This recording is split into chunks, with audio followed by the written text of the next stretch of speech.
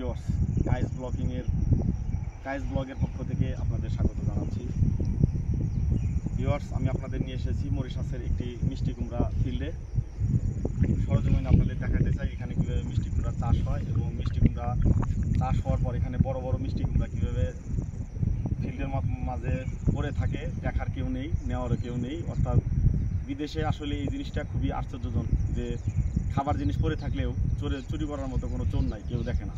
তো চলেন আমি সরজমিনে আপনাদের দেখাচ্ছি। একটা বিশাল বড় মিষ্টি কুমড়া ফিল্ড দেখেন, বিশাল বড় বড় একটা অনেক বিশাল বড় বড় মিষ্টি কুমড়া মাটিতে পড়ে আছে। এই একটা দেখেন, একটার ওজন মিনিমাম এখানে পাউন্ডে ওজন করা হয়, মিনিমাম 15 থেকে 20 পাউন্ড একটা এর ওজন। দেখা যাচ্ছে এখানে দেখেন লোকের অভাবে মিষ্টি কুমড়া পচে গেছে। এখানে অনেকগুলো মিষ্টি কুমড়া পড়ে আছে।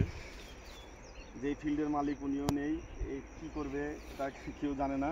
বিক্রি করলে অনেক টাকা হতো, কিন্তু সম্ভবত বিক্রি করারও কেউ নেই।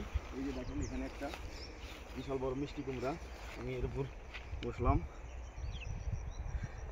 এই হচ্ছে মরিশাসের মিষ্টি কুমড়া চাষের অবস্থা। এখানে প্রচুর লোকবলের অভাব, কারণ মরিশাসের যারা লোকাল সিটিজেন, যারা নাগরিক, তারা এই ধরনের কাজ করতে চায় না। এগুলা কাজ করার জন্যই বিদেশ থেকে অর্থাৎ বিভিন্ন দেশ থেকে শ্রমিক নিয়ে আসে এগুলা কাজ করার জন্য।